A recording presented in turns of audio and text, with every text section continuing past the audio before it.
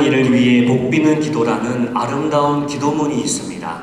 제가 한번 읽어드릴 텐데 저를 따라서 해보시면 어떨까 합니다. 그리고 이 기도문의 내용은 각 방향에서 우리 주님이 우리를 도와주신다라는 뜻입니다. 그래서 손 방향도 저를 따라해 보시길 바랍니다. 주님이 그대 앞에 계셔서 그대에게 바른 길 보이시기 바랍니다. 주님이 그대의 곁에 계셔서 그대를 팔로 껴안아 지키시기를 바랍니다. 주님이 그대의 뒤에 계셔서 그대를 못된 사람의 흉계에서 보존하시기 바랍니다. 주님이 그대 안에 계셔서 그대가 슬퍼할 때 위로하시기 바랍니다. 이처럼 은혜로우신 하나님이 이 시간은 옆에를 놓으시면서 그대에게 복 주시기를 바랍니다. 아멘. 원하기는 오늘 이 예배를 드리시고 세상 속에서 길을 걸어가시는 모든 분들에게 주님께서 이와 같이 복 주시기를 바랍니다. 특별히 오늘 가족 초청 예배에 이 음악회에 오신 모든 분들과 우리 서울로의 남성교회 모든 분들에게 주님이 이와 같이 복의 복을 더해 주시기를 주님의 이름으로 축원합니다. 아멘. 헬렌 켈러가 이런 말을 했습니다. 행복의 문이 하나 닫히면 다른 문이 열린다. 그러나 우리는 종종 닫힌 문만 멍하니 바라보다가 우리를 향해 열린 문을 보지 못한다 했습니다. 어떻게 이 말에 동의하십니까? 네, 이런 경험이 혹시 있으신지 모르겠습니다. 한쪽 문이 닫힐 때, 행복의 한쪽 문이 닫힐 때에 자동적으로 다른 문이 열리는 것은 아닙니다. 이 다른 쪽 문이 열리는 이유가 있습니다. 그 이유는 우리 주님이 나의 인생을 살피시고 우리 주님이 나의 인생을 응원하시기 때문에 한쪽 문이 닫힐 때에 손수 다른 쪽의 문을 열어주신다라는 것입니다. 오늘 설교 제목도 다른 문을 열어주시는 하나님이라고 정해봤습니다. 오늘 본문의 다윗은 길을 걷고 있었습니다. 그런데 그 길은 꽃길이 아니라 너무나 험하고 외롭고 그런 어두운 그런 인생의 길을 걷고 있었습니다. 하지만 하나님께서는 이런 다윗의 인생 가운데 찾아와 주셨고 새로운 문을 열어주셨습니다. 오늘 본문 속에서 이 하나님을 함께 살펴보면서 두 가지 키워드로 함께 은혜를 나누고자 합니다. 첫 번째 키워드는 닫힌 문입니다. 오늘 본문 속의 다윗의 인생은 그 자체로 닫힌 문이었습니다. 오늘 본문이 있기 바로 전까지 다윗은 위대한 장군이었습니다. 영웅이었습니다. 그래서 온 이스라엘 사람들이 이렇게 노래를 부릅니다.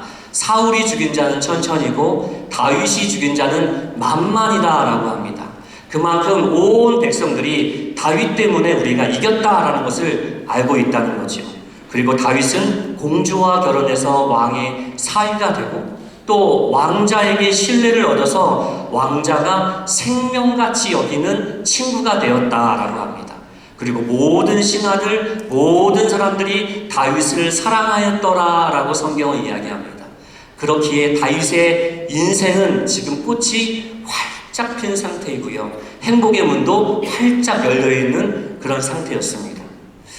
하지만 너무 행복하면 우리가 드라마 볼 때에도 불안불안하지 않습니까? 너무 행복하면 불안하듯이 억구름이 그에게 다가옵니다. 사울이 죽인 자는 천천히고 다윗이 죽인 자는 만만이다 라는 이 노래를 사울 왕이 듣습니다. 아, 그럴 수 있지. 근데 그 다음 날도 왕이 이 노래를 듣습니다. 그리고 그 다음 날도 왕이 이 노래를 듣게 되는 겁니다. 그러면서 사울은 사람들의 사랑과 관심이 자기에게 향하는 것이 아니라 다윗에게 흘러가고 있다는 것을 직감하게 됩니다. 이내 다윗을 미워하다가 급기야 죽이겠다라고 결심을 합니다. 상황이 이렇게 변하니 결국 다윗은 한순간에 도망자가 되었습니다. 왕에게 쫓기는 도망자가 되었다라는 겁니다. 최고의 장군이 한순간에 수배자가 되어버린 겁니다. 그의 행복의 문은 이렇게 한순간에 다쳐버렸습니다. 이때 다윗은 어떤 마음이 들었을까? 성경에 기록되어 있지 않지만 다윗은 이 순간 어떤 마음을 느끼고 있을까? 아무리 이해해도 이해할 수 없는 상황이었을 것입니다. 그리고 자신의 삶에 대해서 무한한 후회하는 마음이 들었을 것입니다. 회의감이 들었을 거죠. 그리고 앞으로 남은 자신의 인생에 대해서 기대하는 마음도 전혀 없었을 것입니다. 두렵고 떨리는 마음만이 그를 온전히 잡고 있었을 것입니다. 하지만 그때의 두 번째 키워드가 등장합니다. 두 번째 키워드는 희망의 문입니다. 하나님께서 다윗 가운데에 희망의 문을 열어주셨다라는 것입니다. 다윗은 살기 위해서 무작정 그렇게 달려갔습니다. 도망쳤습니다. 달려가다 보니 노비란 땅에 도착을 했고 그 땅에는 주의 성소와 제사장이 있었습니다. 다윗이 제사장을 보자마자 두 가지 요청을 합니다. 첫 번째 요청은 먹을 것을 달라는 겁니다. 무조건 먹을 만한 것이 있으면 무엇이든 좋으니 나에게 달라라는 겁니다. 그때 제사장은 다윗이 하나님 앞에 성결한지를 확인하고 성결했을 때에 성소에 거룩한 떡을 주어서 그의 허기를 채워줬습니다. 그 떡을 먹고 이제 기운을 차린 이 다윗은 제사장에게 다시 한번 청을 합니다. 그 청은 무기를 달라라는 겁니다. 생각해보면 제사장에게 다짜고짜 먹을 것을 달라, 무엇이든 달라 하는 것도 이상한 질문이지만 더 이상한 질문은 제사장에게 무기를 달라라는 겁니다. 저에게 여러분들이 와서 먹을 것을 달라 하는 것도 이상하겠지만 저에게 여러분들이 와서 무기를 달라고 하는 것도 이상한 것, 동일한 상태입니다. 그런데 그때에 하나님이 기가 막힌 말을 제사장을 통해 이 다윗의 귓가에 들려주십니다. 무기가 있을까 하다가 네가 전쟁에서 죽인 그 골리앗의 그 칼이 저 뒤에 보자기에 쌓여서 저 뒤에 있는데 그것이 네가 쓸만하면은 그거라도 가져가려면은 가져가라. 근데 그거 외에는 여기는 어떠한 무기도 없다라고 이야기합니다. 당시 전쟁에서 이기면 상대편의 어떤 상징적인 무기를 승리한 쪽의 성소에 보관하는 그런 풍습이 있었습니다. 하지만 중요한 것은 지금 다윗은 골리앗의 칼이 그 높당에 있는 성소에 있었다는 것을 전혀 모르고 있는 상태였다는 것입니다. 골리앗의 칼이 있으니 그거라도 가져가려면 가져가라 라는 말을 들을 때에 아마도 다윗은 눈이 번쩍 띄었을 것입니다. 지금 뭐라고 얘기하셨습니까? 뭐가 있다고 말씀하셨습니까? 골리앗의 칼이 있다고 말씀하셨습니까? 그게 여기 있다고요. 바로 그거와 같이 좋은 것이 없으니 또 없으니 그것을 제게 지금 주소서라고 다윗이 이야기합니다. 제사장에게는 골리앗의 칼은 그저 큰 의미가 없는 골동품과 같은 그런 것이었습니다. 하지만 다윗에게는 달랐지요. 지금 다윗에게 정말로 필요한 것이 무엇이었을까? 다윗에게 사울 왕을 대적할 수 있는 군사가 필요했을까요? 아니면 다른 무언가가 필요했을까요? 다른 것이 필요하지 않았습니다. 군사도 필요한 것이 사실은 아니었습니다. 다윗에게 필요한 것은 마음의 은혜의 회복이었고 하나님을 바라보는, 하나님이 함께한다는 그 믿음의 회복이 필요했던 겁니다.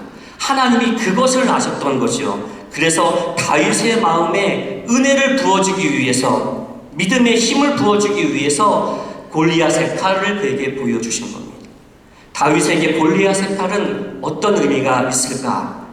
하나님의 기적적인 도우심, 그리고 전적인 은혜, 그리고 하나님이 나와 함께 계시다는 상징 중에 상징이 바로 골리앗의 칼 이외에는 없었던 것입니다. 그렇기에 아마도 지금 다윗이 보자기를 흘러보면서 이 골리앗의 칼을 이렇게 만져보면서 아마도 이 골리앗과 싸우던 그날의 그 승리했던 그 순간이 떠올랐을 것이고요. 그때의 그 감격, 그때의 그 은혜, 그것이 그를 충만하게 순간 만들었을 것입니다. 그리고 이내 자기가 지금 갖고 있었던 두려움, 떨림, 외로움, 불안, 여기에서부터 자유함을 느꼈을 것이고 용기를 낼 수 있었을 것입니다. 상황은 아무것도 변한 것이 없었는데 이제는 그 은혜로 그 상황을 맞설 수 있게 된 것입니다. 은혜의 문이 열린 것입니다. 말씀을 정리합니다. 행복의 문이 하나 닫히면 또 다른 문이 열린다. 이것은 헬렌 켈러에게만이 아니고 다윗에게만이 아니고 우리에게도 마찬가지일 줄 믿습니다. 우리의 인생의 행복의 한쪽 문이 닫히면 우리 주님께서는 더 멋진 행복의 문을, 또 다른 문을 만들어 주실 줄 분명히 믿습니다. 혹이나 여기 계신 분들 중에 최근에 무언가를 굉장히 소망했는데 이를 위해서 간절히 기도하며 나갔는데 그리고 열심히 노력했는데 그것이 한순간에 물거품처럼 만들어져 버릴 때에 마음이 힘들고 어두웠던 분들이 혹 계실지 모르겠습니다. 이 말씀에 귀를 기울여 보시기 바랍니다. 다른 문을 열어주시는 그 주님을 꼭 만날 수 있기를 간절히 소망합니다. 그 주님을 내가 의지합니다. 행복의 다른 문을 열어주시는 그 주님을 내가 믿고 의지합니다. 라고 온전히 고백하며 나가는 우리 모두가 되기를 소망합니다. 시편 22편 3절 말씀에 이스라엘의 거룩하신 하나님은 찬송 중에 거하신다라고 말씀하셨습니다. 오늘 이 음악회에 행복의 또 다른 문을 열어주시는 그 주님께서 분명히 임재해 계심을 믿습니다.